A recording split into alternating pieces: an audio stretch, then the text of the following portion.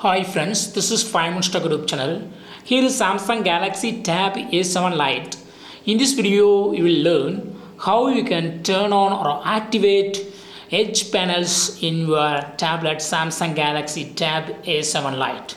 First of all, go to the settings of your tablet. Click here for settings and go to display. Now click on edge panels. Just turn on the button against edge panels and edge panels will appear now. Just go to the home screen and you can see the edge panels on the top right side near volume buttons here. Just swipe from the right side to left here and you can see the edge panel. This is edge panel and here lot of shortcuts are available. If you want to use other shortcuts other than appearing here, just you go to select this icon and you can see all other apps and you can go to all other apps using that. Suppose if you want to have shortcut listed in this panel itself, then you have to click on this edit icon and you can include some more functionality to the edge panel here. So I would like to now include Gmail, so I drag Gmail to here.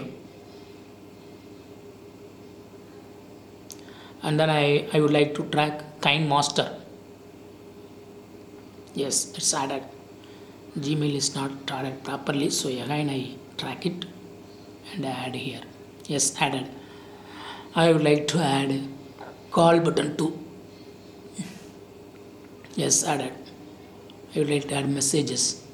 So you can just add and you can increase the top panel, edge panel here.